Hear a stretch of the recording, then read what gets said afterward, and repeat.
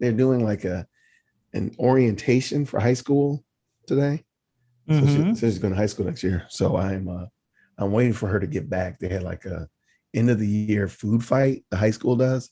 So they invite all the rising freshmen to come to the end of the year food fight and to go out and ice cream with the seniors. So I'm waiting for her to get back here sooner than later. Your daughter's in a food fight?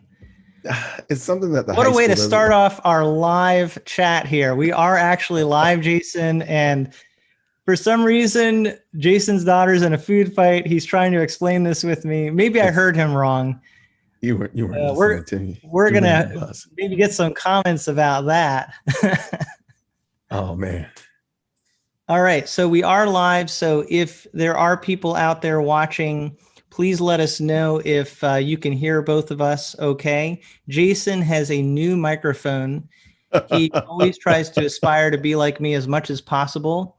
So he actually got the same microphone as I have, right, Jason? You're trying Absolutely. To be just like me. Well, mine is a little bit cooler though. Mine is on the arm. That's on it.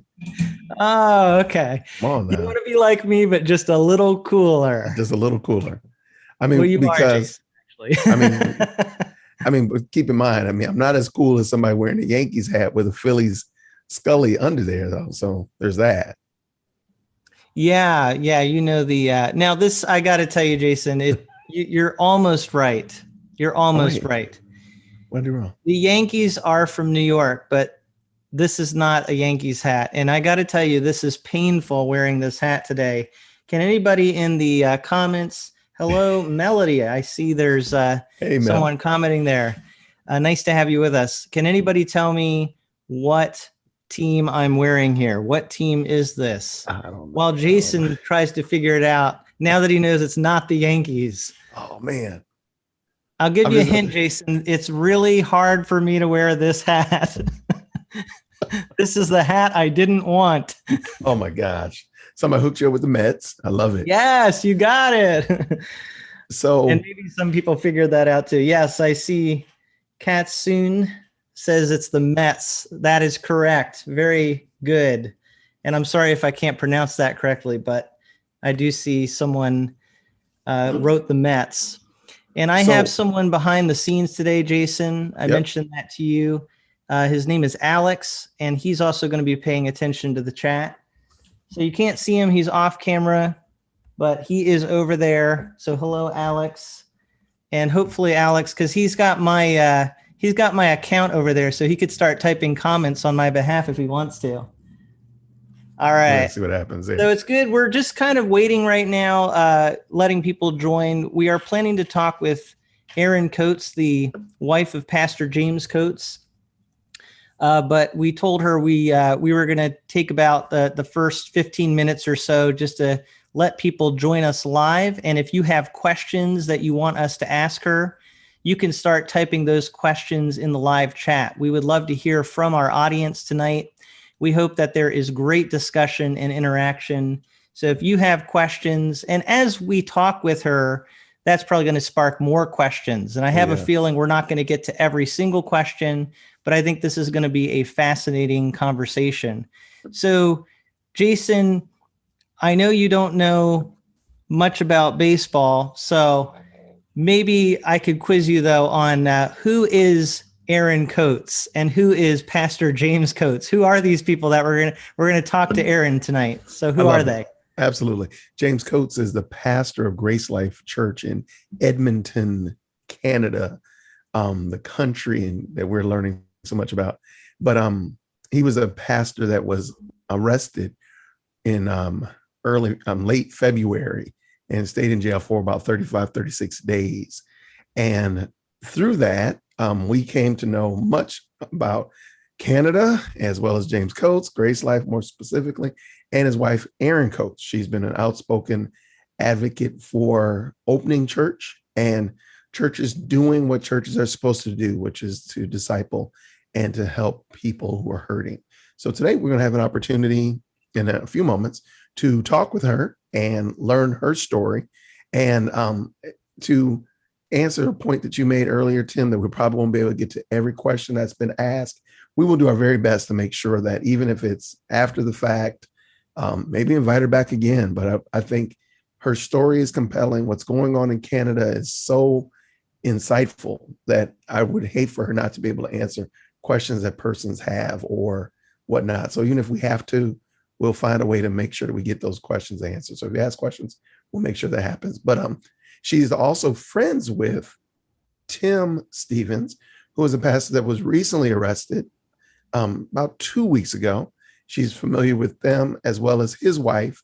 So she'll be able to answer some questions as it relates to them as well.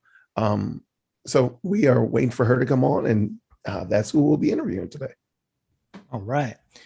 And hopefully this will all work well. Just full disclosure, this is new territory for me, having another person on the live chat here. So I'm hoping that it works well with Zoom and YouTube, but you never know with technology. So, we're hoping and praying that this actually works well. But she is planning to join us in a little bit. Love it. So if you have questions, again, we'd love to hear any questions that you have for Erin Coates. And I will say, Jason, I'm going to go back to the hat. That actually this hat has a little bit of a tie-in with Canada, because the person who sent me this, and you're going to love this, his name's Jason. Good name. Not Kenny though, right? No, his name is Jason. Yeah. Okay. No, I'm saying Jason Kenny. He's the no. Oh yeah, my buddy Jason Kenny. Okay, then everybody leaves the chat. Right, and the whole thing shuts down. The whole thing implodes. Oh dear. No, but it is a Canadian guy named Jason, and so that probably explains his mischievousness in sending me a Mets hat, because Jasons are known for their mischievousness, right? Wait, hold on. But the fact that he is in Canada, it does tie in with what we're doing here tonight, because Erin Coates is in Canada. She's 2 hours behind us. So where we are, it's a little after 6:30 Eastern time here. Mm-hmm. She's a couple hours behind near Edmonton. And do I have anybody in the chat who is in a different time zone? I know the first week we were doing this, Jason, we had people that were like in, I think, South Africa. Oh, it was all over the place. I loved it. Yeah. I haven't seen any chats for a while. So New Zealand. Either nobody's watching or or they're just not very talkative here. But I don't see anybody saying where they're from. Still waiting. They're still waiting for our guest to come on.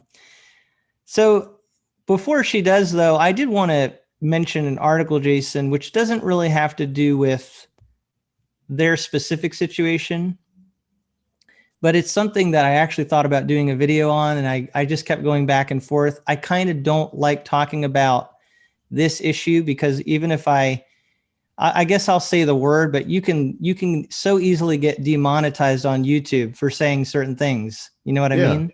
Yeah. And we understand. This here is talking about vaccines. Okay. Oh, wow. But what's fascinating, I was listening to two biologists talk about this issue, and it says in this article, don't mention this particular medicine. Yep. It'll upset the vaccine rollout. And these two biologists were basically really upset because this is a possible treatment for COVID that could really be helpful. But basically the medical community, especially the research community, it seems like they've been really hesitant to study it and look into it. And so what these biologists are saying is that the vaccine is able to get emergency status, and this medicine that they're talking about here is already available and is not under patent. So anybody can make it, and therefore there's not as much money you can make off of something like that versus these emergency vaccines. Oh, okay. Now, the tie-in for me is that, and I think we're going to hear it from Erin Coates tonight, people are talking about just the manipulation of this whole situation. Mm-hmm. And these people that we're talking, I don't think they're even conservative politically. They're just two biologists that, if anything, they're probably left-leaning politically, but they still see there's manipulation. And it has to do with making money. Now, I'm not opposed. I'm just going to say for myself, and this is not medical. Nothing Jason and I say is giving medical advice. Absolutely. But my personal view is like I don't have a problem with the idea of vaccines.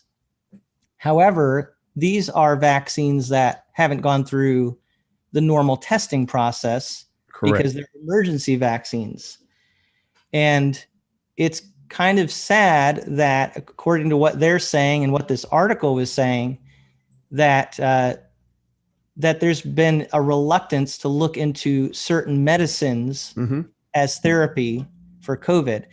And I think what Erin was pointing at, we'll get to talk with her about it, is just you see this targeting of certain groups, and I'm very curious to hear her explain what she put in the comments last time.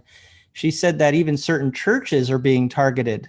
Yep. And so you just feel like, again, we're dealing with people, and there can be different motivations. So there are probably some people that are really trying to be protective and really care about other people, but there are other people that they have an agenda, right?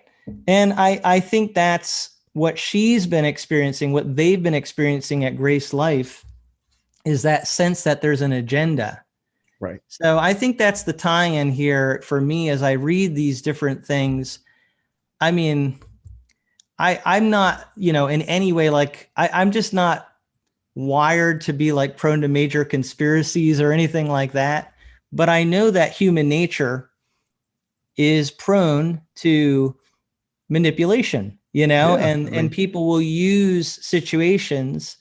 We're opportunistic as humans, right? So Absolutely. We will use situations to make money or to gain secure control. Power. Yeah. Secure power, right? Yeah, absolutely. And I think that's what their churches in Canada are experiencing in certain places. And I think you hit the nail right on the head with a fantastic point that, hey, our hearts are prone to wickedness, man. Let's just be honest. We're not all wonderful, saintly people as much as we want to be, but we're not. We're prone to be self-serving and self-seeking. So, and we see that quite a bit. I think we've been highlighting it for the last couple of weeks, particularly north of the border, but there's multiple cases right here, probably in your own town, we can point out of just like self-serving, supposed to be public servants, but they're not. And so yeah, man, it's I definitely agree with you there for sure. And we will have an opportunity to talk a little bit more about it. And yes, with Erin, who is now ready to come on, it looks like, Jason. Before she does, I need to make a little wardrobe adjustment here because I'm tired of wearing this Mets hat, although I'm very grateful that someone would send me this, but I need to have something more fitting for there we go. Talking to our Canadian guest. I love it. I love it. All right. So I've got my Toronto Blue Jays hat on. And it looks like Lady Coates is here. Erin's picture is here, at least. Her picture's in the building. And there she is. Oh, wow. And it's moving now. So it's actually her. Hello. Hey there. Actually me. Awesome. So I don't know if you watched a little earlier. I had a different hat on. I had the New York Mets hat on, but I'm a Phillies fan. And I'm sorry. this is my least favorite team. I grew up really disliking the Mets. So because one of my viewers sent this to me, I was willing to wear it for a time, but I'm finding any excuse I can to change this hat. So now I'm wearing a hat in honor of you, Erin. In honor of you, I am wearing a Toronto Blue Jays hat. I am a big Blue Jays fan. I actually got in trouble from some of my family members tonight because I'm actually a really big Leafs fan too. And they're in the final game. Well, not in the final game, but it could be the final game in the first round of the playoffs. So my dad's kind of like, what are you doing? The Leafs game's on.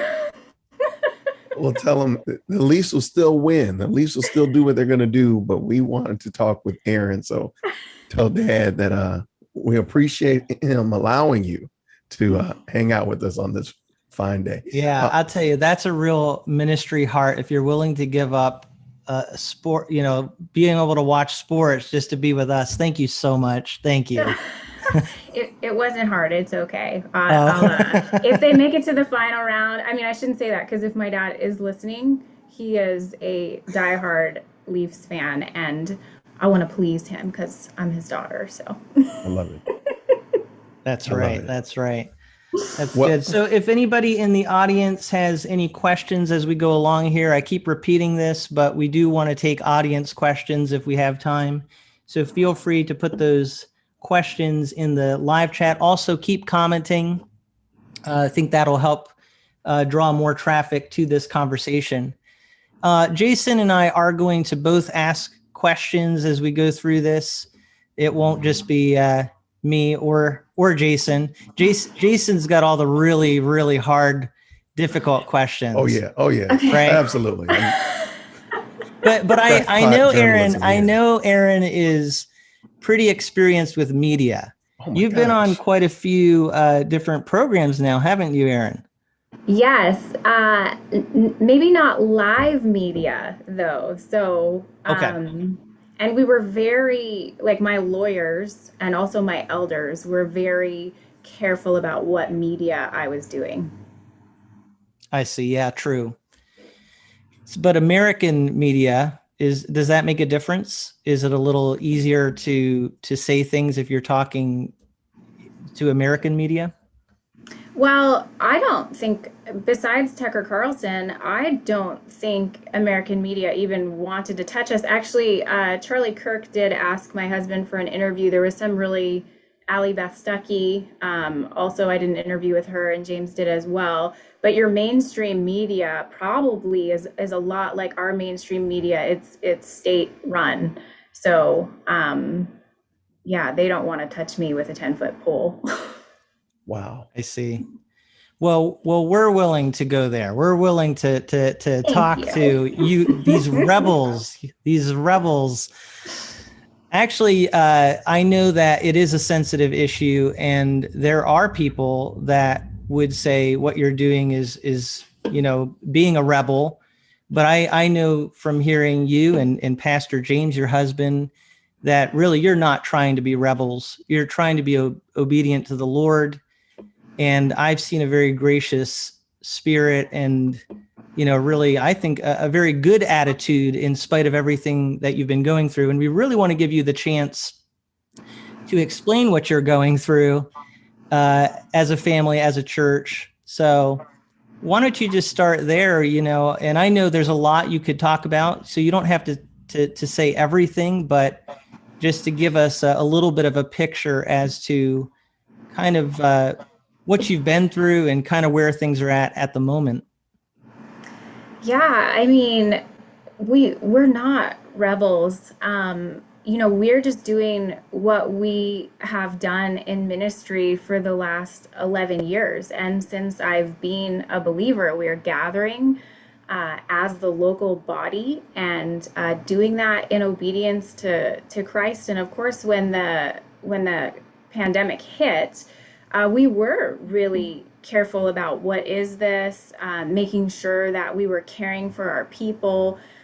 So I think our elders have done a really good job of just being wise in how they've handled what is happening in the world today. But honestly, we haven't changed in what we've done. The world around us has changed. And as we become more familiar, even with our Canadian Charter of Rights and our Alberta Bill of Rights, it's not us in disobedience to the government. It's the governing officials that are in disobedience to what they swore that they would uphold. So it's just really interesting to me that people believe that we're being disobedient I mean, we're just doing what we've always done, opening the church doors, shepherding Christ's people, being the body of Christ, being the visible representation of and showing the world what Jesus Christ has done in buying his body by his own blood and through his death and resurrection. So just to kind of deal with that and being rebels, we're just doing what we've always done. But yeah, it has been really difficult. A lot of it's even hard to think of, where do you want me to start? Do you want me to start pre-imprisonment, imprisonment now? Oh, that's a good question. Well, I think one of the things is just to maybe tell us, about specifically with James and that situation. I know a lot of people have heard about it, but it's different coming from you directly, and your family. You could tell us a little bit about your family too, because a lot of people don't know, but you do have children, and so you could tell us. Yeah, well, I'm obviously married to James Coates. We have two boys. One is 18 and one is almost 12. We met at our church about 16 years ago. I was a single mother when we met, and I loved him right away. The first time I saw him was his baptism, and I thought, oh, that's the kind of man I want to marry. And I did marry him, so I'm really happy about that. And he's been so consistent in his life, in his devotion to Christ. One of the things that really drew me to him was his passion and his zeal for the Lord, and that's something that hasn't died down for him. He just increasingly becomes more faithful and loves the Lord every year. So I'm super thankful to be married to him. And we actually got married, went right to seminary in California. So doing the move from Ontario to California, and then right out of seminary, this church took us on. And so we have been at GraceLife ever since. And so when this pandemic hit, I think a lot of us were just scratching our heads. What is this? And we did abide by the rules to begin with. And then once we started realizing numbers weren't really matching up, our people were really suffering. We have a really healthy body, and we do the one another's really well. We are a church that loves to be together on Sundays, loves to be together during the week. We are just a church that really takes seriously building one another up. And so when we saw what it was doing, not only to us spiritually, my husband, our leadership, me, we were like, what are we going to do? Like, we have to recalibrate. What is this thing? What is obedience to Christ demand? What is a proper ecclesiology? So those are all the things that our guys were really wrestling with. And so we opened up probably near the end of June. We opened up, and not everyone was coming because there were still people who were scared. They weren't really sure what was happening. So we still had a large amount of our people online. But as time went on, people started to come back, and then our health services started to receive calls saying that we weren't in line with like the health restrictions. So we've always been under some restriction here. There was heavy restrictions to begin with. The summer we were at about 30% capacity, and then we went back to 15% capacity. I think it was in November. And so that's when they really started to hit us hard, and they just wanted us to comply. And our elders just thought, we cannot hand the keys, Christ's church, his bride, over to somebody who's going to mistreat her and have us violate the commands of Scripture. So for example, one of the commands in Scripture, actually a qualification for an elder, is that he be hospitable, and that we practice hospitality. Well, we haven't been able to fulfill that command, if we listen to the government, since early December. That's a really long time for an elder to be disobeying what he's supposed to be doing as a qualification for him to even be in ministry. So it's always been about compliance with our government. And so our health services really is in control of this province right now. So they are an unelected entity that has been put in place by our premier, and they're able to make laws that bear the full weight of the law behind it without any legislative process, without any checks and balances. So the way that laws are created in Canada is probably pretty much the way it's created in the United States. You have legislation and there's checks and balances, and you have them read before the government. There's several readings of that before they vote on it. But these laws in the Emergency Act are just allowed to be pushed through, and it has been hugely detrimental to Albertans and ruining small businesses. Suicide is up in children, especially. Just looking what this is doing to children has been so disheartening. So they're just allowed to make laws and then have our police system carry out these laws that don't make any sense.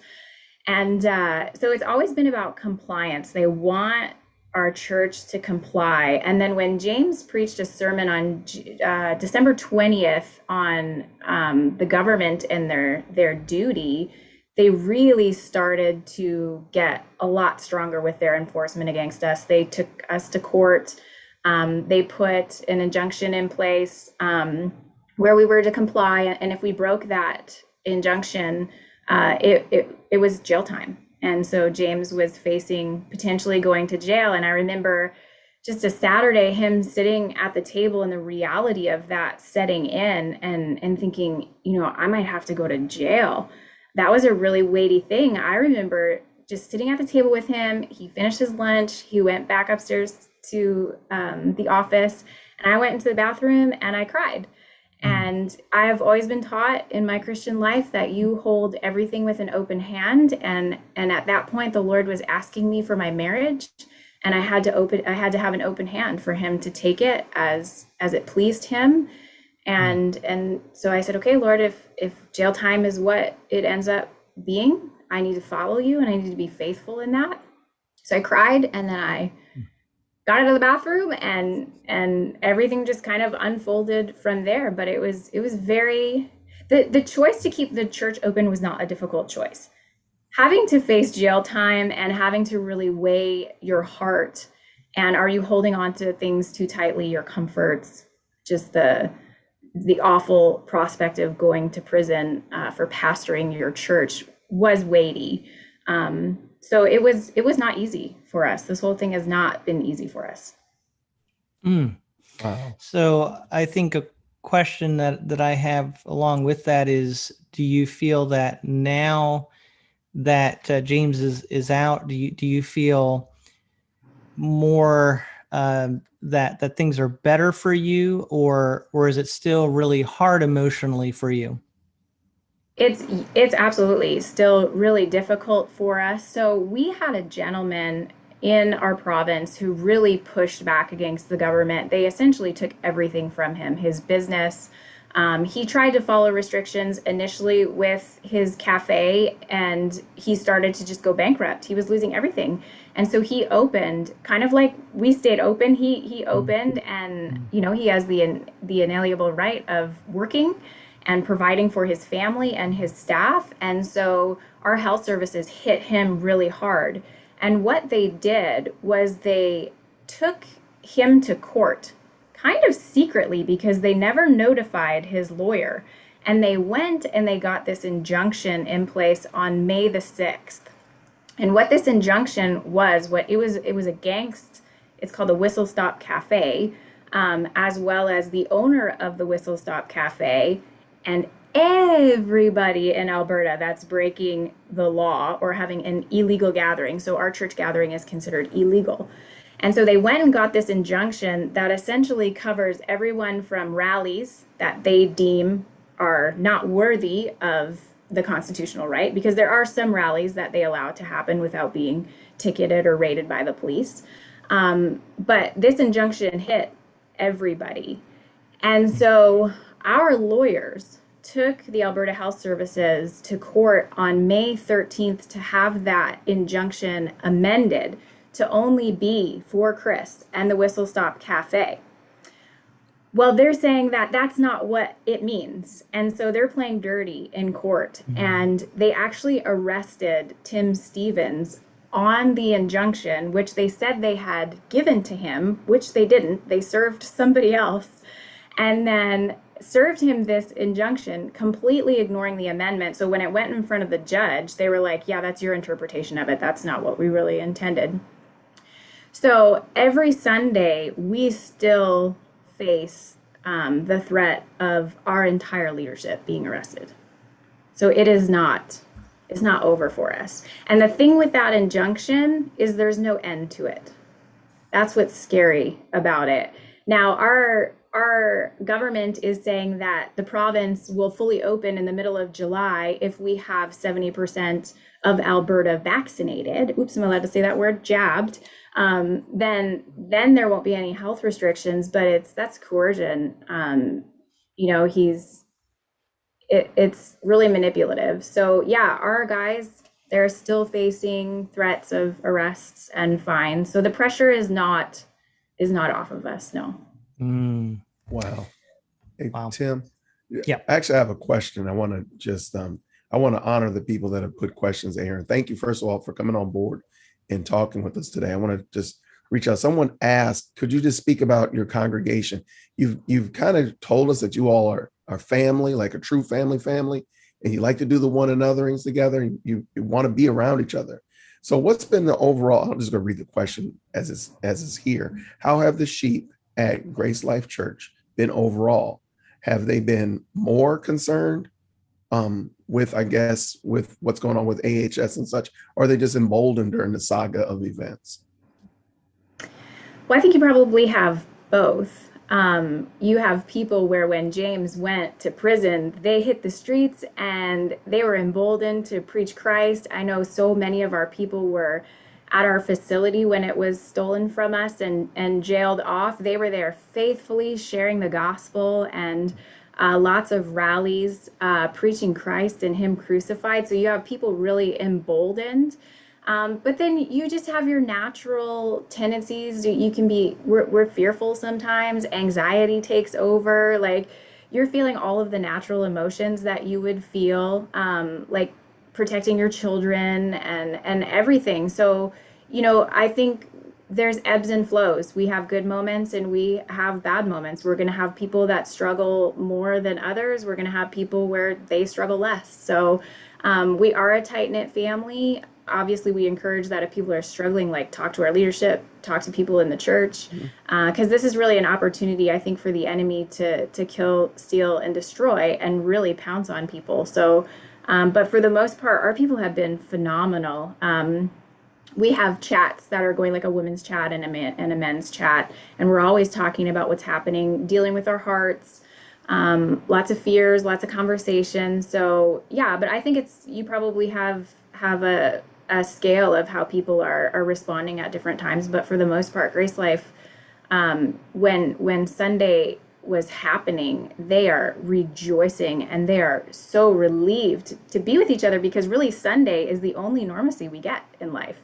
You don't have to wear a mask if you don't want to, and we leave that up to the conscience of the person. And you get to actually hug people and have human interaction and all of these things that the government has deemed evil.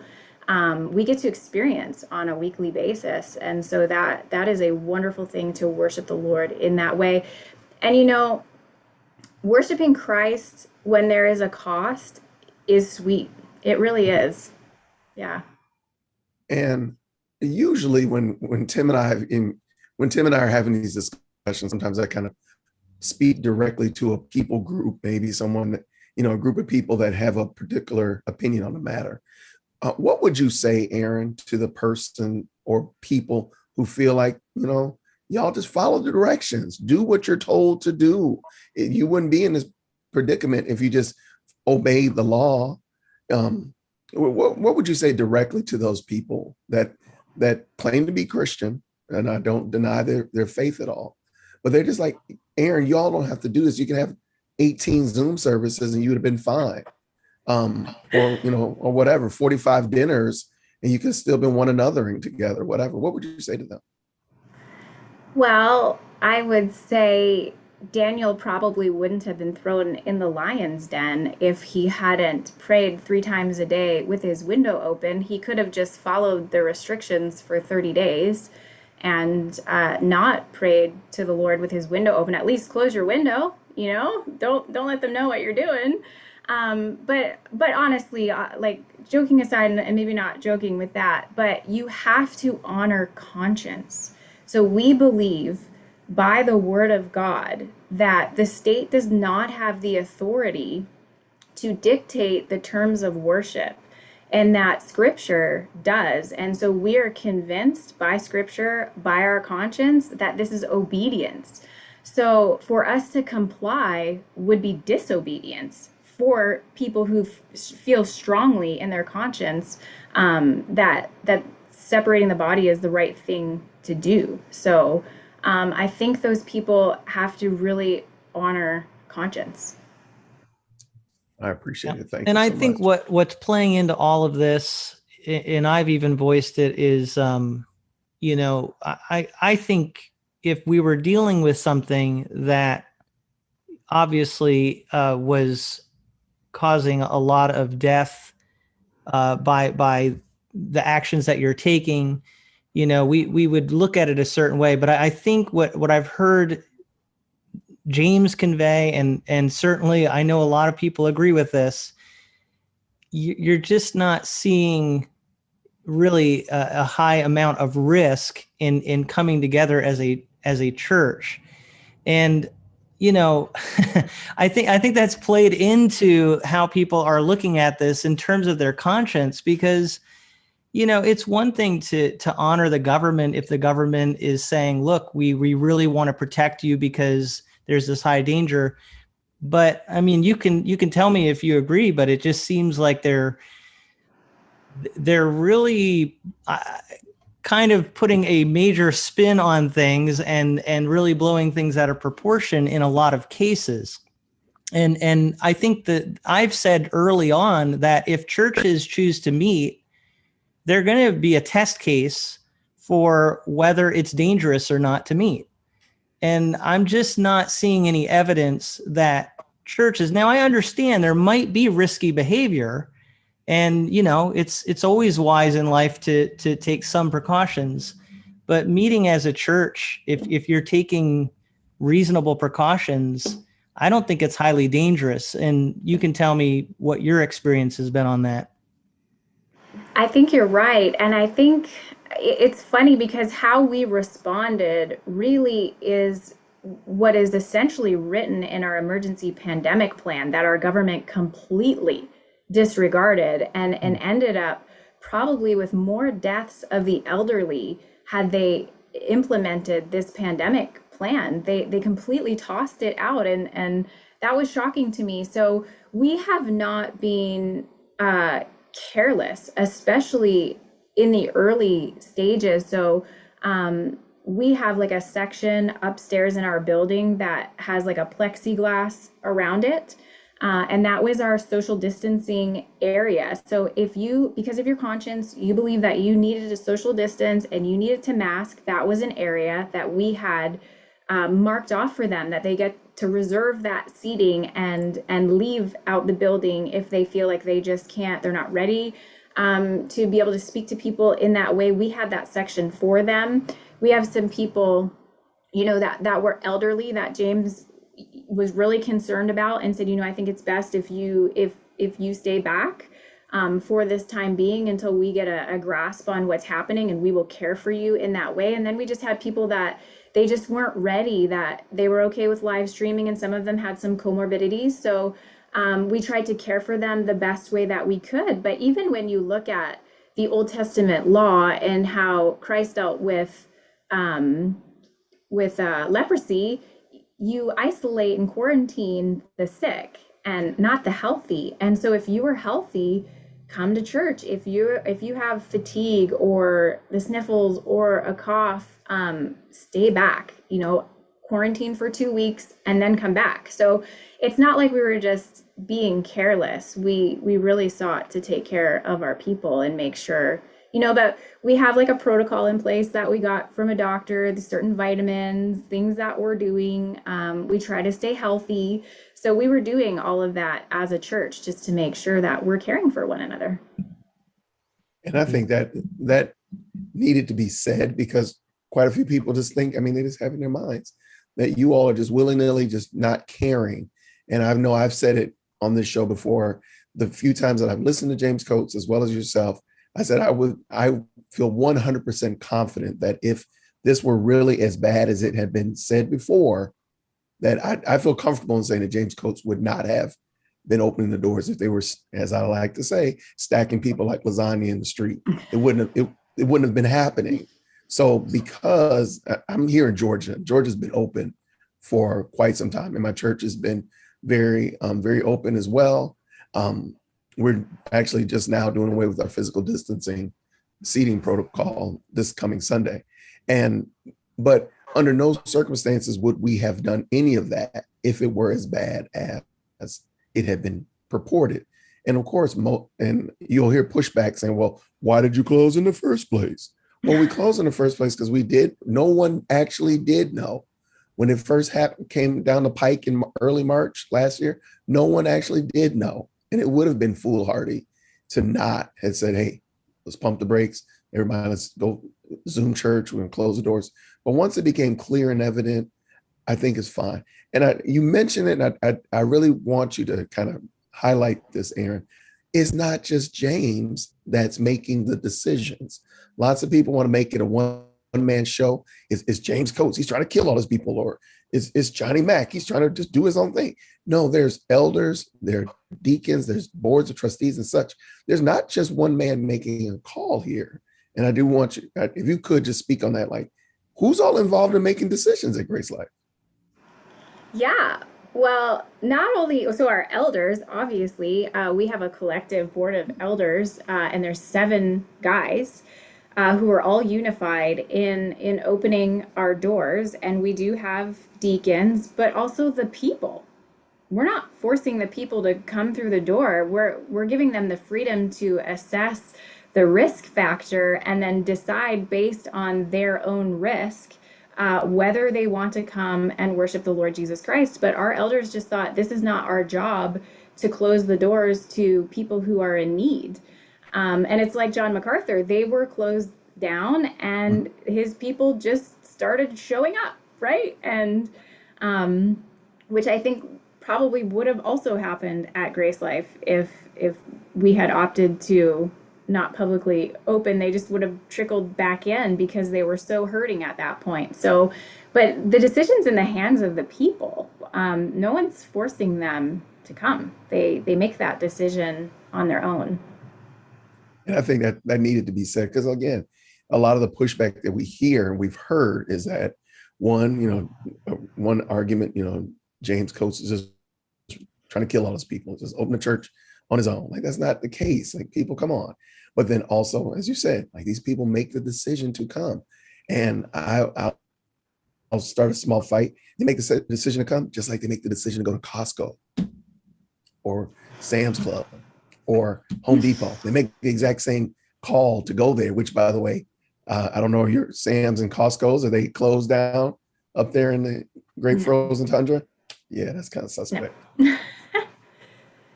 They make it seem like they have a limit, but when you're in there, you're rubbing shoulders with people. No one's really wearing their mask properly. It's just, I have an idea. I have an idea. Maybe we should just start having church at Costco, right? Right. They wouldn't stop you then if you were shopping while you did church, I guess. I don't know. Yeah. I love it. Yeah, we're here in Georgia. We're pretty intelligent people, but man, our Home Depot, they did not have any physical distancing whatsoever. It was pretty bad. So, it's hard to not get into that comparison argument of, well, hey, these places are open. You said the Leafs are playing. Where do they play? Ooh, without fans. That's awful. They're doing without the fans? They're doing without the fans still? Fans, yeah. I got you. Okay. It's sad. Okay. So which it's I hard think to not get into the comparisons. It shows, though, that what you're talking about, Erin, it's a real control and fear thing. And I have said that there are some people who fear the virus the most. They fear the virus more than anything. And then there are others of us who probably fear the government and the control of the government more than we fear the virus itself. So I think that you see both in this whole situation. So I want to steer the conversation that way and ask you about the government, specifically in your area. You made some comments in the chat when we were talking before, and you had said that the government there, and I think you were talking about the city government, maybe was targeting certain churches, and there hasn't been equity in how they've dealt with different churches, is what it sounds like. And then you also mentioned them paying like $20,000 to churches who were following certain things. So could you elaborate more on that? Yeah, and just to go back to your comment before you asked that question, where some people are scared of the virus and some people are scared of the government, I'm scared of the sin in my heart. And I know how much I need the body of Christ and the gifts that the Spirit has given them in order to build me up so that I'm at my most healthiest in honoring Christ. And so I'm scared of being separated from God's people and the live preaching of the word and the one another's happening on a Sunday and a weekly basis that seek to feed into your spiritual health and well-being. So I'm afraid of the sin in my own heart the most over both of those things. To go on, yes, there are over 20 churches that have publicly opened in Alberta alone. And then I've had people message me from Alberta and say, we're fully open and they're not bothering us. And then I had actually posted a video, that, a guy had taken, during Ramadan of mosques. I had 2 videos up and Instagram took them down. I can't even find them anywhere, because usually you can go back into your stories and see what you've posted. But there was some Fridays during Ramadan where you could see all the cars filtering in, and there was no police presence. Wait, no, the video I saw, I'm gonna find that because I have that video too. Oh no, there was actually a police officer directing traffic. It was so gross. Oh, was he? So I thought it was just one of those. Right, there was a police officer. Construction. Maybe, but I'm gonna tell you when we find the video in a second. Don't worry about that. Well, I'll tell you, our policing system and judicial system is heavily entrenched in critical race theory. Heavily. What is critical race theory? I've never heard of that before. What is that? It sounds like a cult. I'm gonna get in so much trouble for that. Yeah. I'm getting so much trouble for that. I'm just trying to make Tim blush. Oh, okay. Please, and then no, I agree with you. I want you, please continue. And then the 20 grand, yes. So they had in place nonprofits that followed the restrictions that they would give them 20 grand to continue following the restrictions. Obviously, we didn't take that because we're open. Yeah. Yeah. Yeah. So it's crazy. Yeah, I think that's good that you could elaborate on that a little bit, because one of the other things I pointed out in this whole situation is that I really believe, like you said, it does have to do with conscience, and it also has to do with the leadership that God has called to a church and the wisdom of assessing a particular situation. If you have a church that, let's say the makeup of that church is predominantly very elderly, mm-hmm. and the rate of infection was really high, that would be very different than a church that was younger. And, where I live in New Hampshire, the amount of cases has, really relatively been low. And we've been really in a good area. So the leaders of a church really are the ones assessing what their particular situation is in the context. And we have to be very careful about judging people. So I think you've faced a lot of judgment, I'm sure. Some of the questions we're asking you tonight that other people will sometimes ask. I know you've heard all those questions, and you get a lot of judgments, but it's like you're facing a particular situation, and the government where I live is not nearly as adversarial as what you're describing. Actually, our house in New Hampshire passed a law recently that I don't think it's gone all the way through, but they're trying to pass it where if there is another emergency like this, they cannot close houses of worship. It would actually be against the law for them to close houses of worship in a situation like this. So that's really good news for us. We like that because they're actually honoring, but the funny thing about it, or the sad thing about it, I guess, really, is that we're in countries that supposedly highly value freedom of religion. That's enshrined in our Constitution, our First Amendment. And I'm sure it's the same with you. So it must be really hard for you seeing your government not even follow its own basis of governing. Yeah.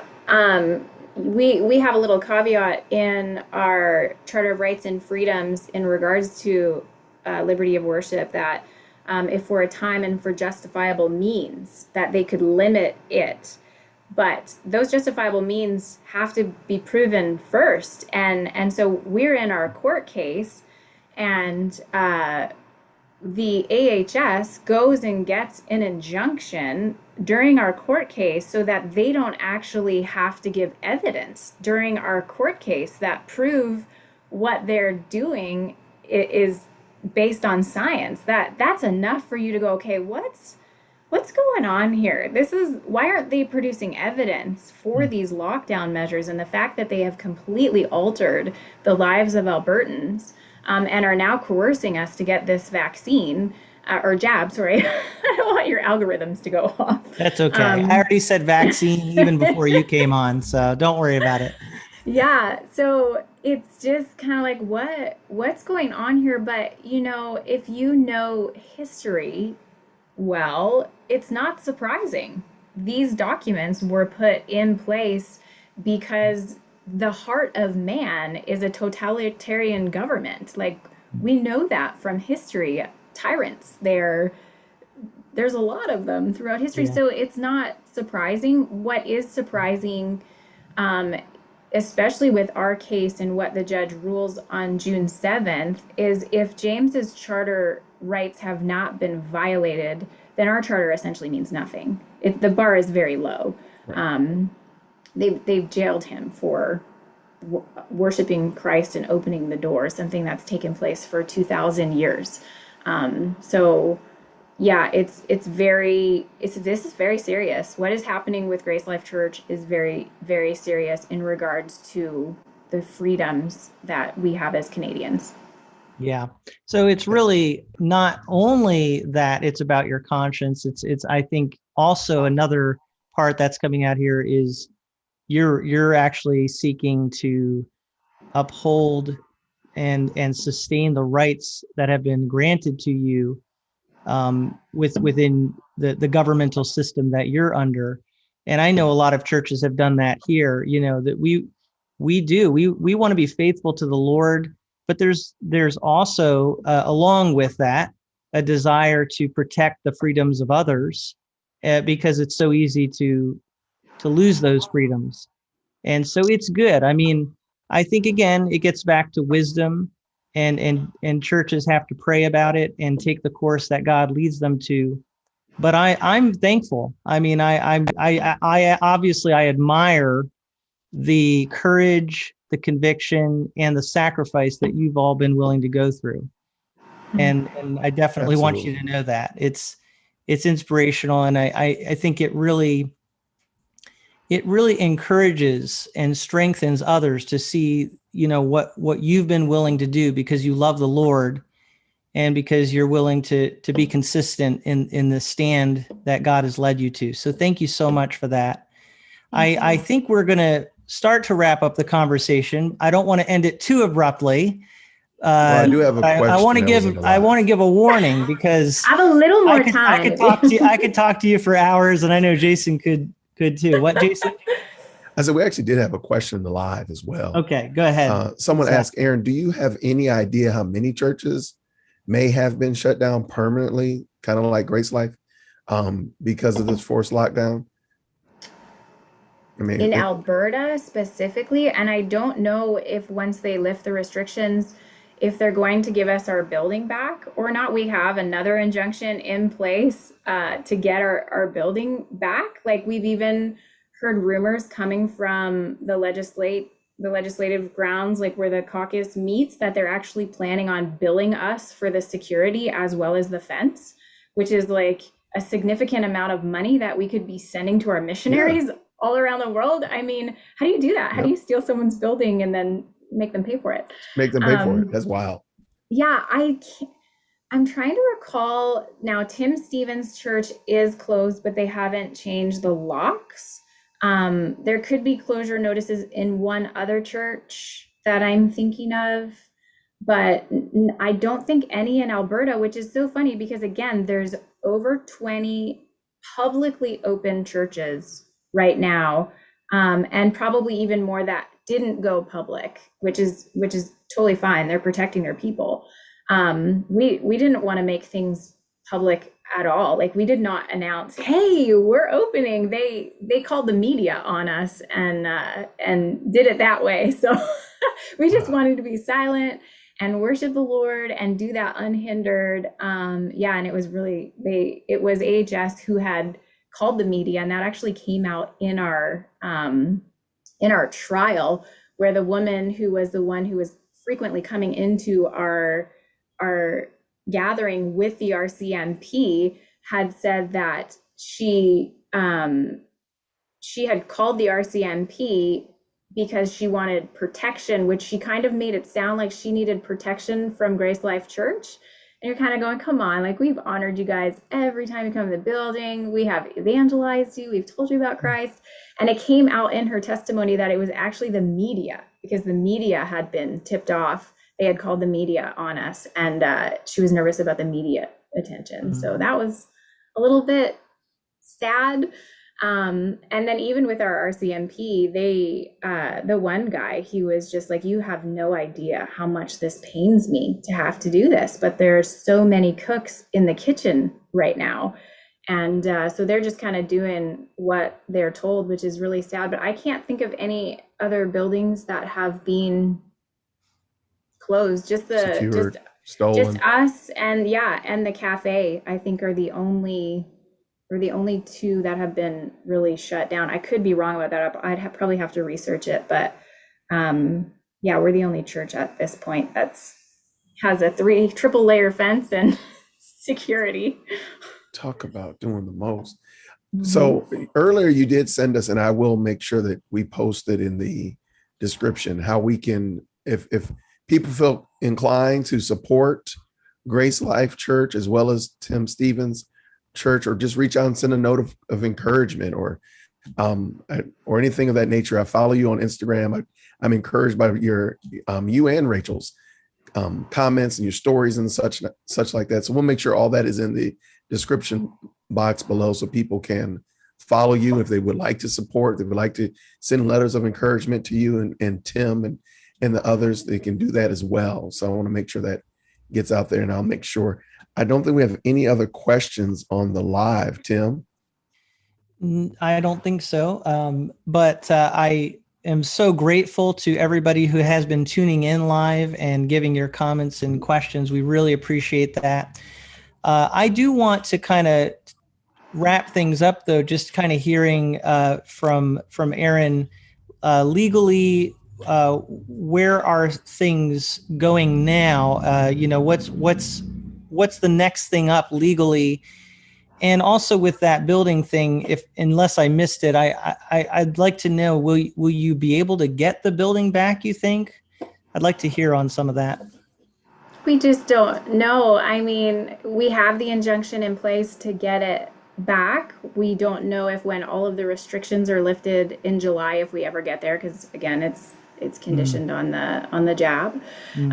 So we're just not sure. I mean, it's really they're playing so dirty right now. We don't know what they're going to do. So the next step for us is June 7th, and the judge is going to give his ruling on whether James's charter rights have been violated. Now, if he deems they have been violated, we go into phase 2 of the trial, where we get to put the health services on the stand and have them produce evidence that the lockdowns did not cause more harm, essentially, than good. And so they'll have to produce that evidence. Now, if the judge, pardon?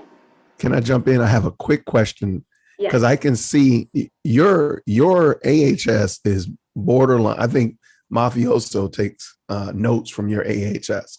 So you just said if they find James guilty, then he gets to go to trial, and then AHS has to come on, step into the witness box.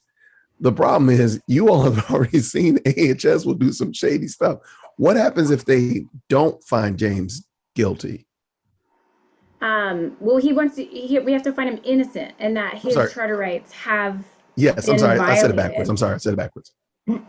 If they don't, he'll probably, like, his charges are provincial right now. They lowered it to a provincial charge when he was let out of prison. And so his charges don't even warrant jail time. And there was a fine that he was charged, but his jail time paid for that. Yep. So, I mean, they'll probably fine us. We also have they've fined us with a summons that is upwards of $500,000. So that's also going to court. But if he decides that his charter rights have not been violated, I think then James is found guilty of breaching the public health order. But then the judge can also say that his charter rights have been so violated that we're going to make this a stay, which we wouldn't move on with the second part of the trial, but there's other ways to bring the government into accountability, like suing them, like having them be accountable for that. Now, having a stay in the case would actually set the precedent for all of Canada, for charter rights to not be violated in this way ever again. So there's pros and cons to both, but at very least we need the judge to rule that his charter rights have been violated. And this judge really seems to be impartial. We have seen some judges through this, like even AHS going to the Court of the Queen's Bench, which is our superior court, and not having AHS produce evidence in our case. Like, that's insane. So we've seen some in the ruling of the last judge on the amendment from May 6th, like, how can you do that? So this judge really seems impartial. There has been a little bit of meddling from our Attorney General, Casey Madhu. He's tried to meddle a little bit in our case, and the judge kind of threw it out. So that was good to see that. He really does seem impartial, and that's what we want. We want an impartial judge. Does that answer? Gotcha. Thank you. Does that answer? Oh yeah, most certainly. I've listened to your husband interview and speak with Justin Peters about this, and Justin did even follow up. And I was like, wow, these people really want to nail it to you all so far, but they've gone so far above and beyond. And he even said, like, when you have to do this much, I'm paraphrasing your husband, if you have to do this much shady dealing, there's no way you're doing right. There's no way that you can say that you're upholding the law and trying to keep people safe when you're doing this level of shady dealings, backdoor injunctions. I mean, the fact that they arrested Tim Stevens on some trumped up charges that weren't even good for the whistle stop, truth be told, because the whistle stop wanted to have AHS come in and answer questions and do Yes. right. So Yeah. instead of having AHS come in and answer questions, do a town hall meeting, they decided to do an injunction and steal the man's business. These people are wicked. So I mean, it's amazing to think that they will go to this level to just be in control. Yeah. So yes, you did answer my question. Thank you so much. And I think that's it's all really the questions I sad. have too. It is really sad because in October, Jason Kenney, who is our premier, he had put out a tweet saying, we are not going to enforce our way out of this. We need to value each individual's freedom of choice and how they're going to handle this. And then in November, he totally did a 180, and not even just a 180, but started aggressively. And no one's taking responsibility for it. So he's pointing to AHS. AHS is pointing to the RCMP, and the RCMP is going, this is not us. We're just doing what we're told. So it's like, who's actually behind all of this? Who's we don't running know. the show? It's so dark. It's so dark once you get into like the inner workings of it. Like we had even got word from a meeting that happened, I think, a week and a half ago, where Tyler Shandro, our health minister, really like him and Casey Maddu were like going to bring the hammer down on the flagrant violators, which was James and Tim. And so they wanted to take a more aggressive means with them, and we have gotten word that they're just hunting us. Like it's so bizarre, and you're kind of like, what are we doing that's so wrong? And then even in a speech, so the JCCF released an article on the 25th talking about how Jason Kenney had spent 10 minutes vilifying the pastors that have broken the restrictions and how they are against scripture. And I think at one point in John Carpe's interview, and he'd have to correct me if I'm wrong, but Kenney had actually insinuated that these men were charismatic charlatans. Like, and you're just going, these are men who lay their life down for the sheep, to care for people tirelessly. And it's like, all of our finances are public. You can just look those up. Like Kenney knows that. And so to say that was really, I think, hurtful to come from a man in that position who has previously touted freedom so loudly. Like if you could have seen our house when he was voted in, we were cheering. And so my heart breaks for him because something's happened, and he either is believing a lie or he's totally overriding his conscience. And that breaks my heart because he's a leader of this country, and he's going to have to stand before God and give an account for that. And that's a really terrifying thing. So obviously we want their salvation. We want them to come to know Christ. So somebody actually asked another question, Tim. Hopefully you're okay with this. Yeah, go ahead. So somebody said, hey, someone told me that the whistle stop was a super spreader. Do you know if that's true? I have not heard information that they are a super spreader. It's a small cafe. So to be a super spreader, I mean, it's kind of the language that our government is using. Like they use words like, so these are the words that we've heard against our guys. They're white supremacists. Yep. They're super spreaders. They're unhinged conspiracy theorists. So there's all of these words that they're using, and they use them over and over so that people start believing, oh, this is actually what GraceLife is all about. And so, like saying that you're a super spreader event, I have not heard that about the Whistle Stop Cafe. I'm going to put bizarre. A picture. I mean, it's if you're stateside, it is a true gas station cafe. I'm going to put a picture in the chat. But I mean, it's truly, it doesn't have room for enough people to be super anything. So I'll put it in the chat. I mean, you all can make the decision. I agree with you. I think it's just those terms get spread around. You can use it real quick and people can quickly conceptualize, oh, super spreader, then I have to stay away from that, or oh, white supremacist. Yeah, like the grocery store is a super spreader for the flu every year. Like, I mean, really, I'm getting it somewhere. I have no idea. So no, that is excellent.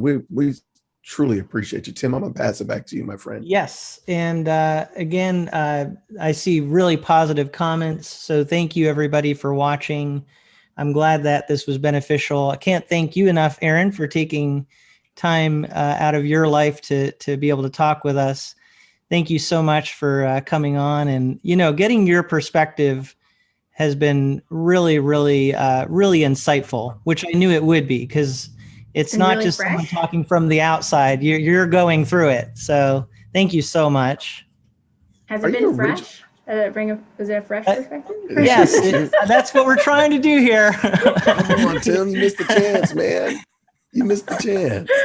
It was actually my mom who told me about you guys and how she had been listening to your podcasts and stuff like that. So I think both my mom and my mother-in-law were on here at one point. It is my mother-in-law's birthday, so I hope she's celebrating her birthday and not listening to me yammer on. But Tim is going to sing her happy birthday. I thank you guys just for wanting to bring visibility to this. I really cannot thank the Universal Church enough, and how they have stood up and supported us and loved us and have cared for us through a really dark season. This has been the most dark, difficult season I've walked through as a believer. So I'm just really thankful for how everybody, I think one of the hardest things in this trial is actually not being able to personally thank everybody who has reached out to us and who has supported us. And so that's hard. I look so forward to the heavenly reunion and meeting all of these faces of people who wrote. James, I'm still going through the bags of letters that he got in prison, and more are arriving. So we're just really thankful for all of that encouragement and the testimonies. So that's awesome. And we now know how even better to pray for all of you. Mm-hmm. So I encourage the audience here, make sure you keep all of this in prayer. Let us keep one another in prayer. I love the scripture that says, don't think it strange concerning the fiery trial that you are encountering. And as Christians, this is our calling, right? We're going to face difficulties, but we follow the Lord, who is our example, our leader, and also our sustainer. And I praise God that he has led you and is sustaining you through all this. And we're going to continue to pray on your behalf. So thank you so much, Erin. And thank you, Jason, as always for helping me with these conversations. Thank you, everybody, for watching. And we'll talk again sometime soon on Jason and Tim Live. God bless you all. Take care. Bye, guys. Goodbye.